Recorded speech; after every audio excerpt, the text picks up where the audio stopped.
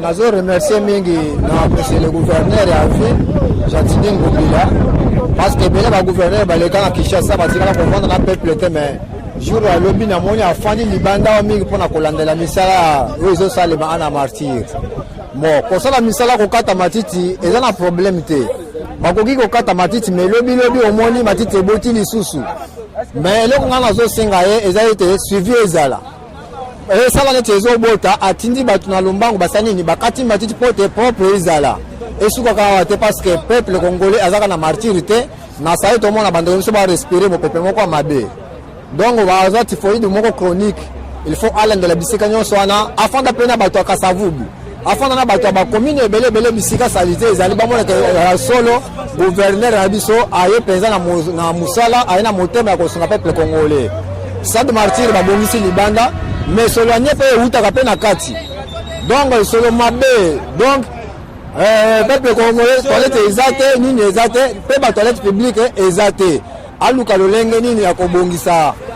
musala lolenge nini ya kobongisa propriété libanda na wakati ya mboga Kinshasa afin que peuple congolais ba sepela na ye atala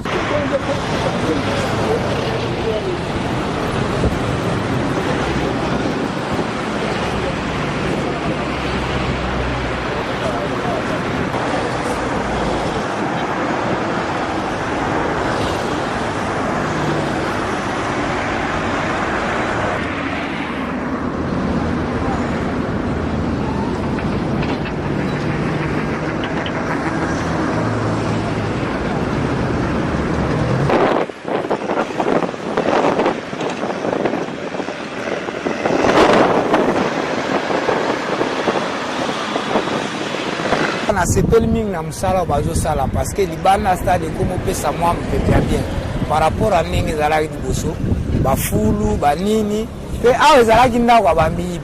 mutakati eloko akini mbangu otala ninga okota mais lelo ningi zo sala ba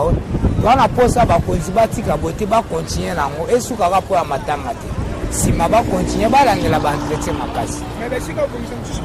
ezali mingi en tout cas ne ba bandi bosoki abalongwe awa balandela pe ba mususu ko ezali soki ba continuer bongo ezali kitoko mais soki batiki surtout pour la place o soki ba bomisaka niveau mpona mai ozalaki trouver misala oyo ezosalema eza bien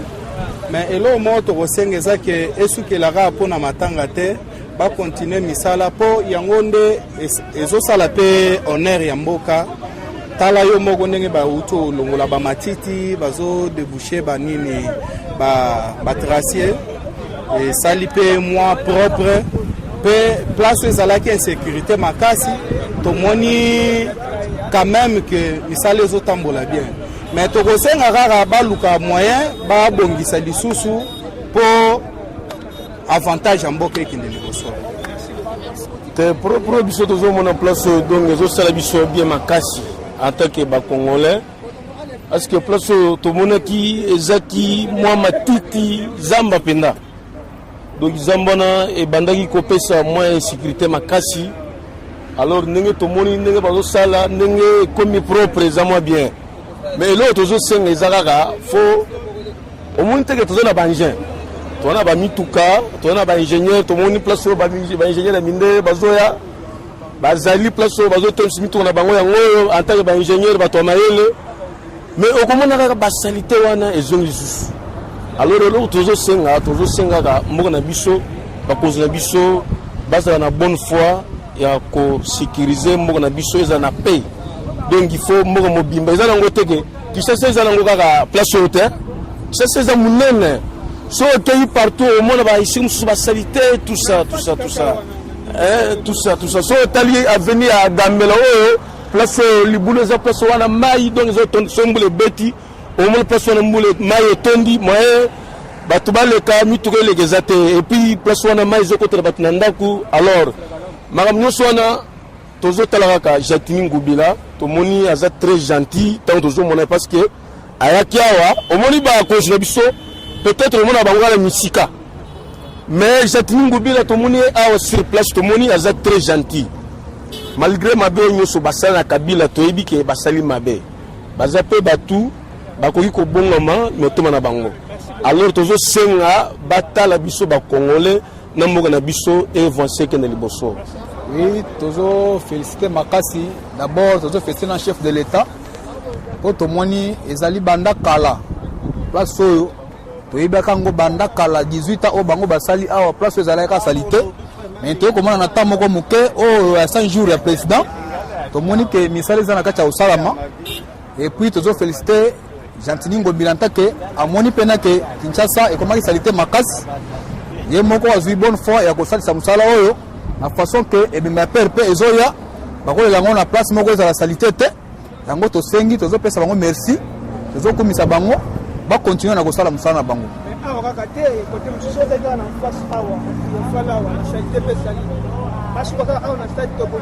Non non basuka te parce que ville à Kinshasa il fallait basala musala parce que ba foule eza partout ba foule eza ka awate ba foule eza partout na ville à Kinshasa mobimba yango toto senga bango eza tele so basali awa batiki te ba continuer na ba bisika mususu oyo eza basalite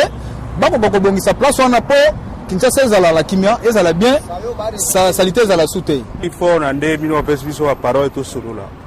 lelo misala to manke ezo salima malgré place wana ezali place mo mabe makasi ko botola batu na butu ko mbuga zo kisa batu donc mais to sopene ba fungoli boy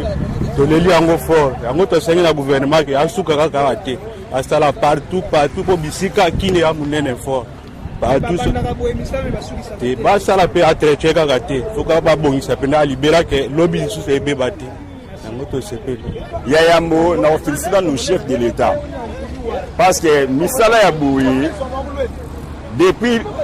1997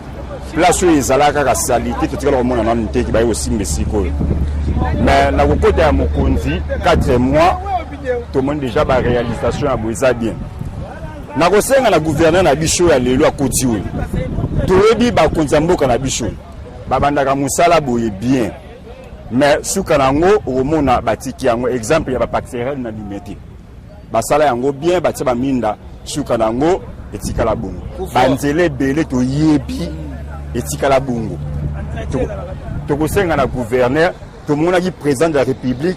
na Kenya ninga zo bisa bande ko na so bazana Kenya ke Kinshasa ezana salite ya kunuka to za besoin ko comme ça Kinshasa ezala agréable na miso ya mokili mobimba to kosenga na papa Gentini vraiment asala musala ndenge sengeli biso tozali awa peuple congolais tozali na ko surveiller bango en particulier biso ba kinois ceux qui musala salamité kaka biso ba kinois nde to kotelemela bango ba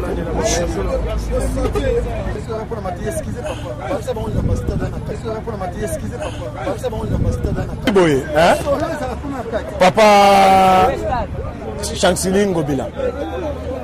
musala oyo bandi ezala pe ya sukate soin ezala na kati ya Congo na Kinshasa mobimba ezala soin salite leki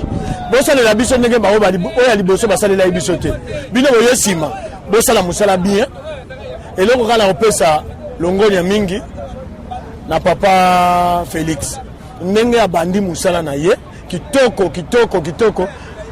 ya mabe zate mabe biso toza kotala na miso toza kotala soki mabe salemi kaka biso ba oyo toza tokotelemela ngo tokotelemela bango ndenge wana ezali tolingi biso peuple congolais toza na kimia toza la bien misala ezala nyonso onga na zali na mwangu wana nazo remercier mingi na monsieur le gouverneur ya ville Gentini Ngobila parce que bele ba gouverneur baleka na Kinshasa batikala kovanda na peuple te mais jour ya lobi na moni afandi libanda wa mingi pona kolandela misala oyo ezosalema ana martyr bon kosala misala kokata matiti eza na problème te bakoki kokata matiti mais lobi omoni matiti eboti lisusu mais eloko nga nazosenga ye eza ete suivi ezala esala neti ezobota atindi bato na lombango basali nini bakati matiti po te propre ezala esukaka awa te parce que peuple congolais azaka na martyr te na sai tomona bandeko biso barespirer mopepe moko ya mabe donc baza typhoïde moko chronique il faut alendela bisika nyonso wana afanda mpe na bato ya Kasavubu afanda na bato ya bakomine ebele bisika salite ezali bamonaka ya solo gouverneur na biso aye mpenza na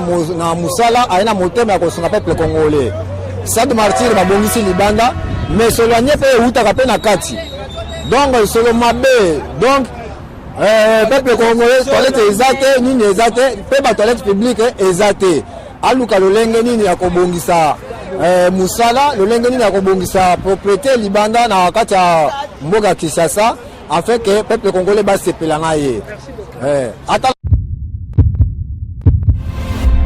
Eshima, votre magazine qui bat au rythme de l'actualité. Une réponse à vos besoins en information, un éclairage dans divers domaines. Impartial, documenté, instructif. Eshima au cœur de l'info.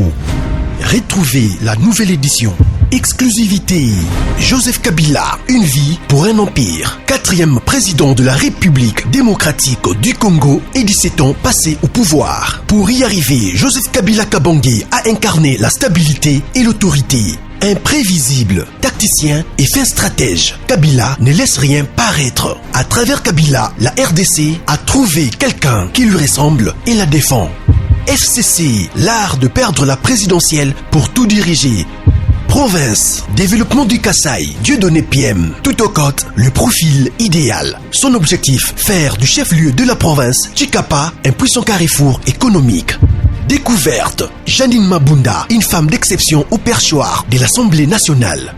Focus, Gaston Moussemena, l'homme et ses traces indélébiles. Politique, honorable Kulungu Douk, l'homme qui porte les espoirs d'un Kwango valorisé. Bailon Gaïbene, le bourgmestre qui a relevé des grands défis. Géostratégie, RDC de plus en plus convoité. Institution, Jérôme Kitoko et la réforme de la Cour de cassation. Nation, Henri Thomas Lokondo, une liberté de pensée qui choque les idolâtres politiques. Interview, politique extérieure selon Jean-Pierre Alumba. Économie, Gopas, un éléphant blanc choyé par la RVA. Retrouvez l'intégralité du magazine Eshima dans les kiosques. Eshima Magazine, un nouveau standard d'information.